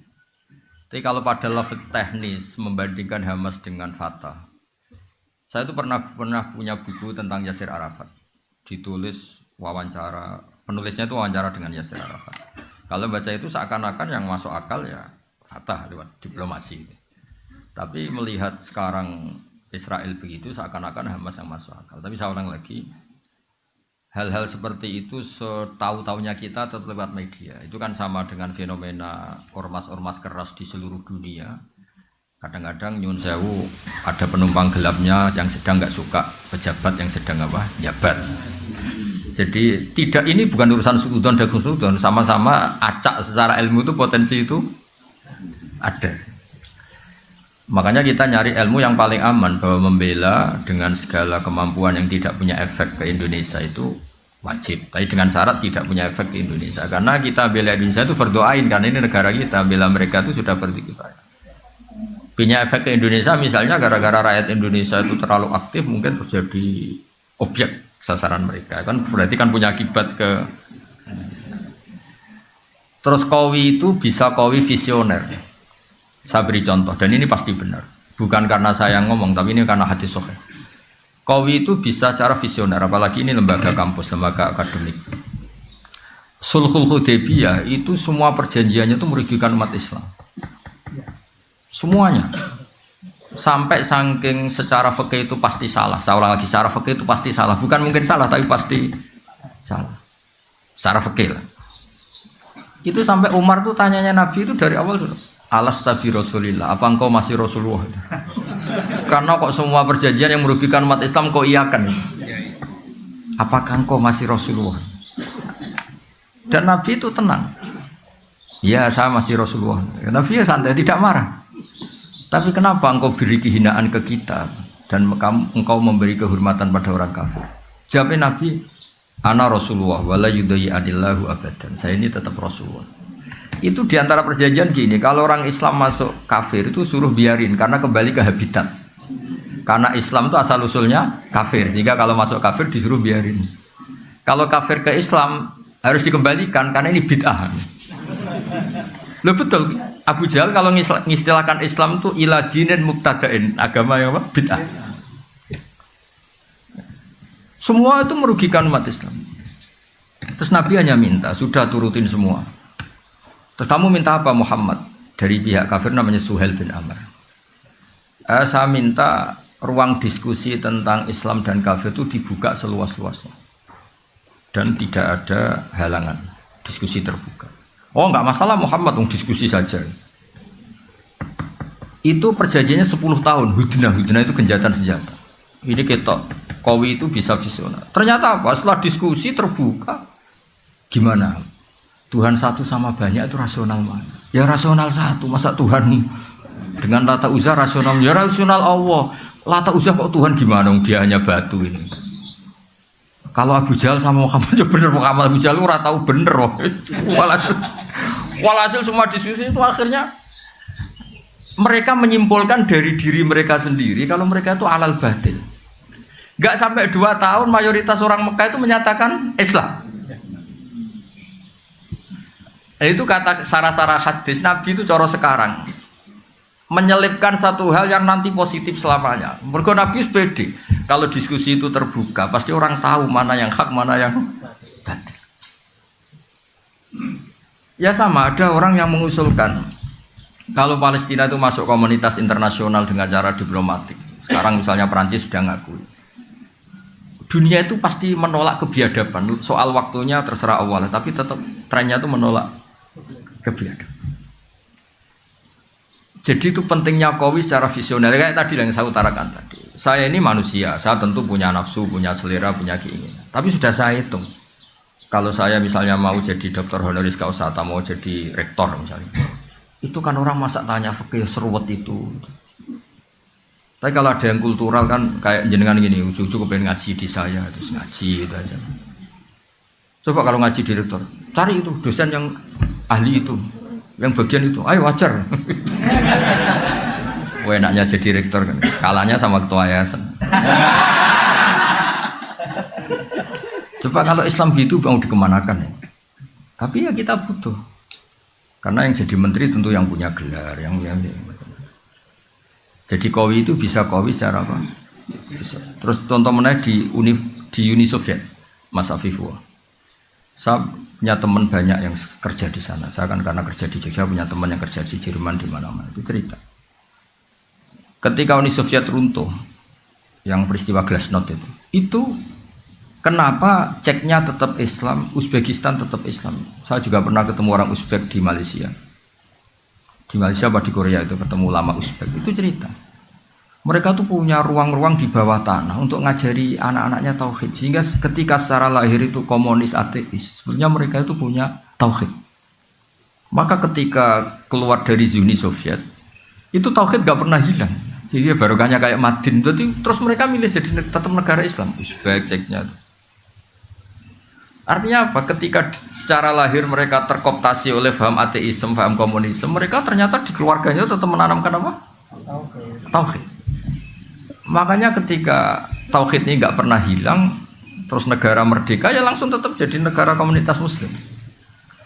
Maka di antara visi Quran itu tentang kalimat tauhid itu begini: wa ja'alaha kalimatam baqiyatan fi aqibi. Kemudian Ibrahim menjadikan kalimat tauhid sebagai kalimat yang abadi di anak turunnya. Kenapa kata fi aqibi, bukan kampus, bukan pondok? Karena orang itu pasti ingin yang penting selamat tuh anaknya dulu. Makanya sebelum ke Unisma anak ini sudah muslim, sebelum mondok juga sudah. Ini pasti jasanya orang tua. Itu juga Qawi, maksudnya apa? Jadi itu juga visi yang, jadi Qawi itu tidak harus, ya jadi Qawi itu bisa. Ya kayak orang dosen-dosen ini kan kalau di rumah tidak Qawi, tapi setidaknya berangkat sepatunan, dasinan, paling enggak kan kelihatan enggak nganggur itu. Ternyata apa? Di rumah disuruh istri, di kampus disuruh rektor. Itu Qawinya di mana kan enggak ada. Enggak ada. Iya. Qawinya ya tadi dilihat tetangga, wah keren dosen itu. Lah akibat dari nasibnya gitu, yang penting dasinya ditata rapi, sepatunya ditata, ya itu satu-satunya harga dirinya ya itu. Ya itu juga Qawi gitu loh. Kan lumayan, ada tahapan hidup gak dianggap pengang.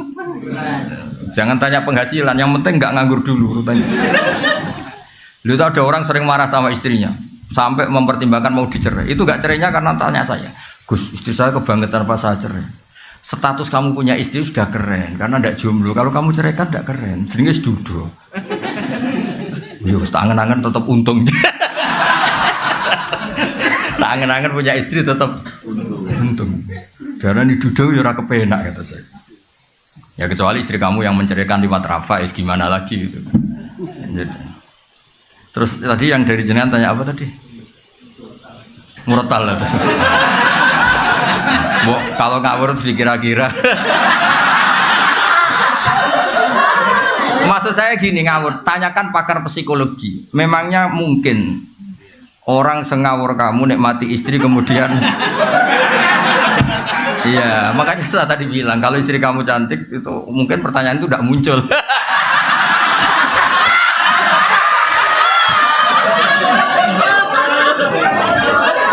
karena sambil kecewa makanya sambil bisa mendengarkan. Ya kan karena sambil kecewa makanya sambil bisa mendengarkan. Tapi kalau all out nggak bisa ya. Ya makanya pertanyaan tadi itu kadang-kadang ngawur itu ya penting. Jadi itu kan sebetulnya hadis itu bukan untuk tadi untuk fardiyah tadi untuk pengandian itu.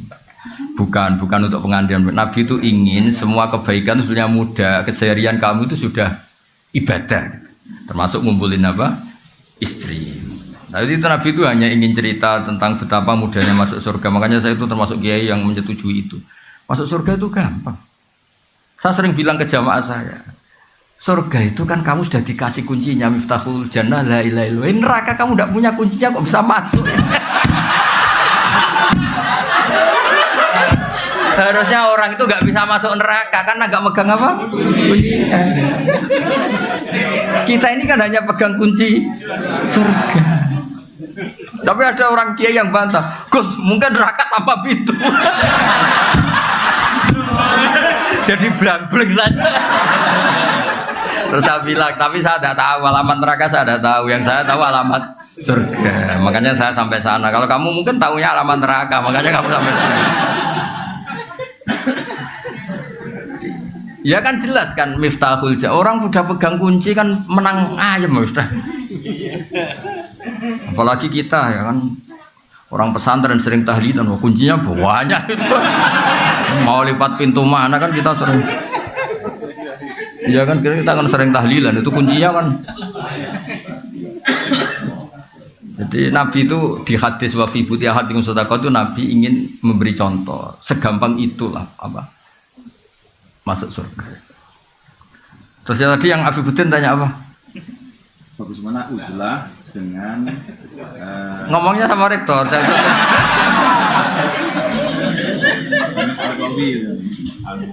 Saya termasuk yang sudah uzlah, tapi tadi karena tetap punya kesadaran kitmanul ilmi itu dosa dan tabligh itu wajib. Makanya tak genti, saya ngaji Rebu itu ya kayak saya nemuin jenengan. Saya sering cerita ke anak-anak saya uzlah itu enggak kena hisab Allah, karena praktiknya saya kalau urusan ilmu itu saya nerima tamu tapi hanya urusan ilmu. Kalau tamu-tamu apalagi adat NU itu kadang kan kacau. Maksudnya kacau gini, kiainya itu istrinya satu, kadang tanya, Gus, doain saya istri 4 tuh rukun semua. Aduh. Terus ada kiainya tuh karuan miskin, nggak punya pom. Saya sering punya tamu, Gus saya ini punya pom 2, doain laku semua. Itu kan bikin kiainya ngetes, kiainya saya nggak punya pom. Saya itu termasuk kenapa gak terima tamu itu dosanya tamu-tamu yang ngawur-ngawur itu termasuk itu. Saya sebetulnya termasuk kiai yang mapan ya, tapi mewakili kiai yang tidak mapan. Itu sering kiai kampung komplain saya, Gus bener jenengan Gus, kadang kita tamu jangan kurang ajar terus seperti aku melarat. Iso kon ndongakno pom, wong aku tuku bensin wae utang. Jadi kadang-kadang kiai desa mau gue jimat tok disangoni 1.000, ih dongakno toko kularis ngene-ngene lho. Itu kan pamer halus loh, sebetulnya itu pamer halus. Jadi uzlah itu ya ada sebabnya, dipicu tadi kemarahan-kemarahan sama tamu-tamu itu. Lah tamu kok sopan tuh gimana? Tema yang nentukan dia. Kita yang punya rumah mungkin kan punya masalah keluarga, tapi tamu itu kan yang menentukan tema. Iya saya mau nikah lagi, doain 2 istri saya rukun. Lagi ini kan juga ngenes. Kadang istri satu saja mendekati cerai kok ada orang. Itu kenapa? Oh iya kan ngawur betul itu tamunya itu. Jadi sampean kan gak rasane dadi kiai itu kalau tamu itu macam-macam. Saya kan termasuk kiai yang gak pati tertarik kaji berkali-kali. Saya pernah haji. Itu kadang ada tamu travel tuh. Saya doain Gus setiap tahun bisa haji. Padahal saya tidak termasuk yang berpendapat itu penting. Tapi dia memaksakan untuk didoain tiap tahun bisa haji. Nah ngawurnya lagi kadang dia salam tempel di depan. Kalau nggak bilang iya kan sungkan. Makanya saya kan termasuk kiai mapan. Saya bilang, ini kalau kamu udah ikhlas, temanya apa dulu? Uang pegang dulu kata saya. Saya bilang, saya ini kiai mapan loh, tidak pati butuh kata saya. Mikir dia, kalau ngadepin saya mikir. Wah repot musuh Gus Pak. Saya bilang, saya ini kiai mapan loh kata saya. Nah, uzlah itu yang pasti benar adalah menghindari hal-hal yang tidak penting atau yang mengarah ke maksiat. Yang mesti salah menghindari hal wajib. Maka cerita yang Imam Ghazali keluar dari Nidhamiyah itu belum Anda teruskan. Sebenarnya Imam Ghazali setelah uzlah dan beliau menulis Ihya itu digojlok sama guru-gurunya yang wali-wali itu. Beliau mengalami kasyaf, digojlok gini. Enak-enakan kamu di sini. Dulu orang-orang baik itu wa'udhu fisabili, disakiti ketika berjuang belain saya. Nabi ditanya orang-orang Bedui, kadang menyakitkan pertanyaannya apa. Kalau kamu di sini enggak mengalami wa'udhu fisabili, makanya terus beliau kembali, tapi tidak jadi rektor, terus bikin madrasah 2. Yang depan madrasah fikih, yang belakang madrasah tasawuf, khonikoh namanya itu. Jadi akhirnya beliau kembali, tapi enggak jadi apa? Rektor. Tapi tetap apa? Ngajar. Jadi kalau ke depan tuh ngajar apa? Fikih, kalau belakang ngajar thariqah kalau di Indonesia.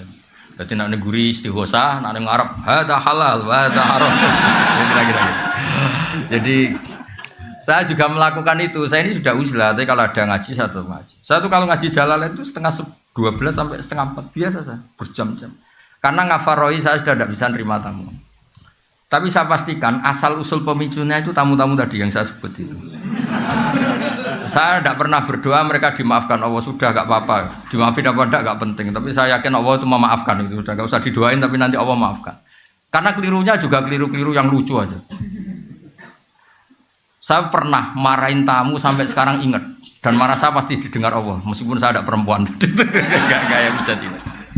Ada tamu, anaknya itu ganteng resik. Ini penting, kata ganteng juga penting karena ini kasusnya dia itu gak punya apa-apa. Dia ganteng resik, tanya. Kebetulan pas surup, orang Jawa kan sandiolo, surup itu kan sandiolo. Surup-surup saya itu masih open house pas itu, masih nerima tamu. Gus, saya dari daerah ini gini-gini. Kebetulan orang Padi yang sekarang baru rame itu, kebetulan dia orang Padi. Tapi ya kebetulan aja. Gus, gimana hukumnya lelaki yang marah sama istrinya terus bilang kamu itu tidak istri saya? Saya pertama masih datar. Sekitar tahun 2006 gitu kan, masih terbuka. Bapak baru wafat, saya ngiai kan baru 2005, ngiai beneran resmi itu. Bapak wafat 2005, terus belum wafat beliau ke Jogja minta saya pulang. Jadi bapak saya itu meninggalnya tertib sekali. 1 bulan sebelum meninggal tuh kayak sudah kerasa, wes mulai hak ngenteni aku. Alhasil terus, gimana hukumnya suami yang bilang istrinya kamu tidak istri saya ketika marah karena kecewa. Saya masih datar, Pak Rektor. Kamu kenal orangnya, kenal Gus. Coba telepon, saya mau tanya. Nggak usah Gus. Loh enggak, saya mau tanya. Nggak usah Gus, mulai ada. Wah, saya marah terus. Wong saya mau tanya kok, kenapa kamu nggak usah? Betul penting, Gus, penting jenengan jawab. Kamu udah kurang ajar betul itu. Oh, saya tambah marah. Tapi kan saya marah tetap Islami. Saya kan kiai beneran, bukan. Terus saya mulai marah gini. Ngomong seperti itu kalau di bab tolak itu namanya kinayatut tolak. Kalau kinayah itu butuh niat, maka saya konfirmasi ke orangnya niatnya itu cerai apa enggak. Karena kalimat itu kalimat apa? Kinayah itu butuh niat, makanya mau saya tanyakan orangnya. Ternyata apa dia bilang? Niku kulo. Terus dia cerita, saya ini santri ganteng Gus, entuk neng. Jadi saya itu getun ngomong gitu, karena saya jadi Gus ya karena dapat dia. Jadi dia bilang, saya ini santri ganteng terus dapat nengnya. Kalau cerai betul Gus, nasib saya selesai. Ya jenis Gus naturalisasi tadi. Akhirnya saya tuh kan tadi saya bilang kan saya ini kiai itu terbaik, tak tunjukkan takbir di I'anah. Termasuk kinayatut tolak itu lasti bizaujati. Ada orang ngomong lasti bisa kamu itu tidak istri saya. Karena bisa saja niatnya itu lam tu amilni muamalataz zauja. Kamu tidak memperlakukan saya sebagaimana istri. Jadi tidak sampai kotu ala kotin neka. Ya seperti terus di Yana dicontohkan kama qalar rajulu libnihi lasta bibni. Ada orang lelaki marah, kowe kurang anakku, maksudnya anakku, wong kok mangkelo wong tua. Tapi kan dia juga gak ingin kalau anaknya kabur kan. Ketika kamu bilang kamu tidak istri saya itu ingin kamu apa? Ya ben ngergani kula kok ora kok sampai apa? Cerai. Ya berarti tidak cerai itu masih kinayah. Itu jubalin nek kelakuan ngono wae. Ngel-ngelo wong ngandani wong ora oleh nelpon bener. Ngapunten buahmu.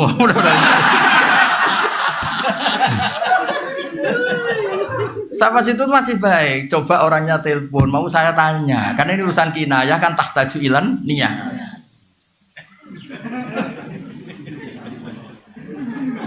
Dia boten usah Gus, dia malah menggurui saya. Ndak usah Gus. Ndak usah gimana? Ndak usah Gus. Saya akhirnya nerangkan lafadz itu kinayah. Jadi saya butuh konfirmasi niatnya gimana. Lagi nek ngaku niku kula. Andai kan sudah peristiwa rame ini di TV, dasar wong pati gitu. Untung belum rame yang sekarang itu.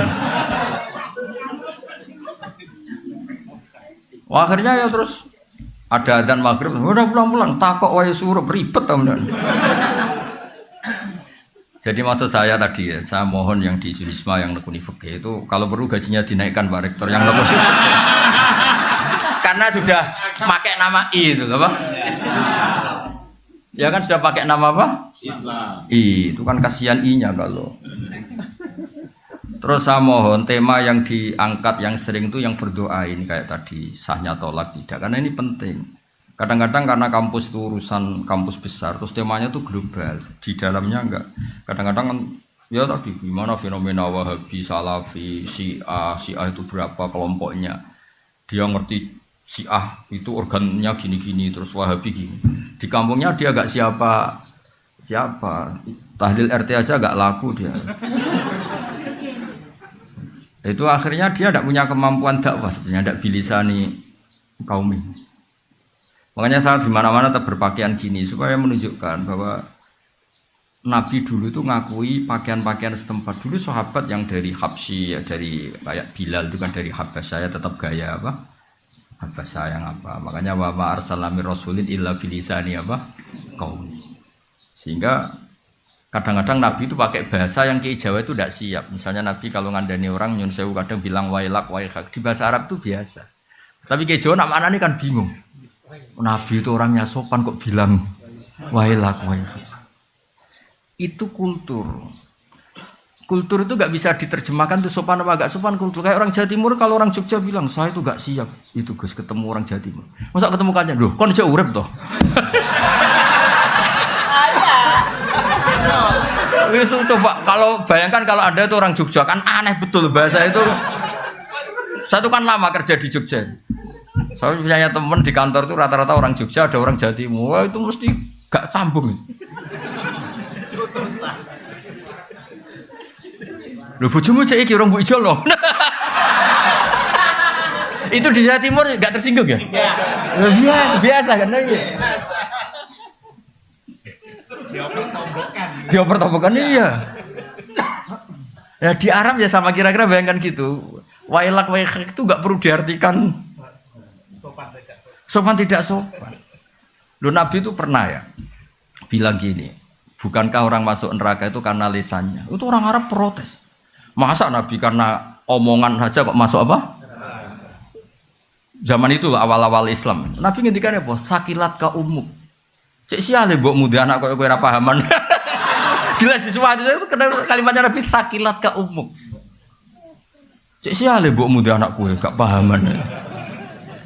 Tapi tadi yang kultur itu kata ulama-ulama enggak usah dianalisis nih sopan apa tidak. Sopan karena kultur tertentu begitu. Apa meneh jenenge wong belah orang-orang laut itu kadang misal itu kayak salam ngene. Ya, kalau orang Jawa Timur paham sekali guys. Ya. Ini kan pura-pura khusyuk semua. Ya kan biasa kan? Betul, apalagi Surabaya. Loh, kadang. Iya mau sok misal kancane kayak salam.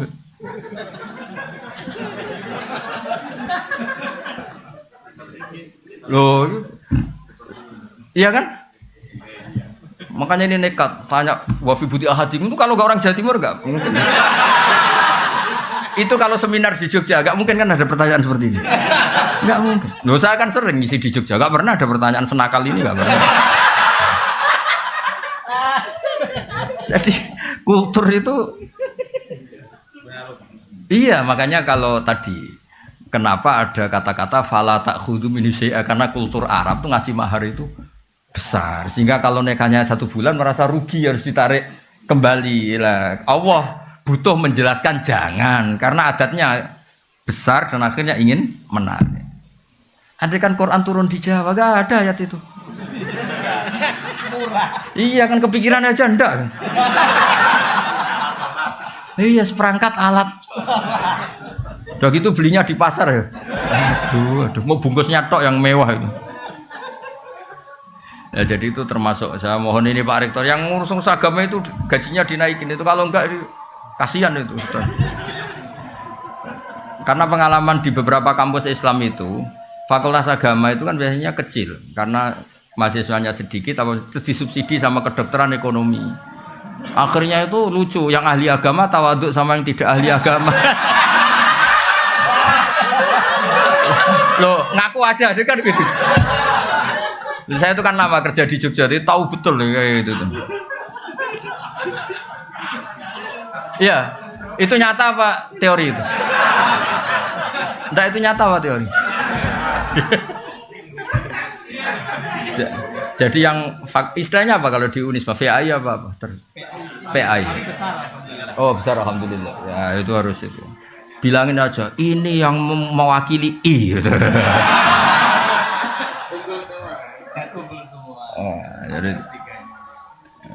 Jadi harus serius itu sangat. Nggih ngoten mugi-mugi barokah. Assalamualaikum warahmatullahi wabarakatuh.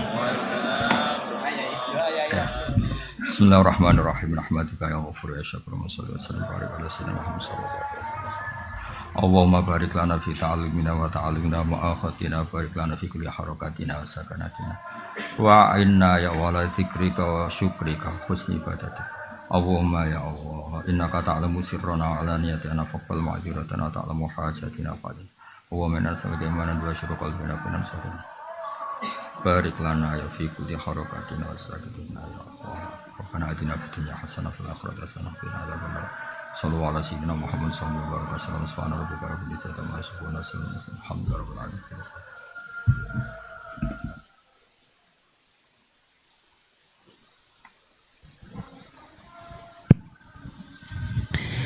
Bapak Ibu yang kami hormati, demikian pengajian sudah kita ikuti bersama.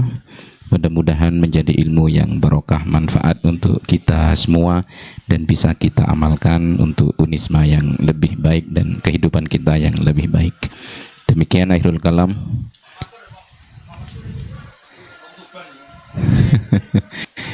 Allahul muwaffiq ila aqwamit thoriq. Wassalamualaikum warahmatullahi wabarakatuh.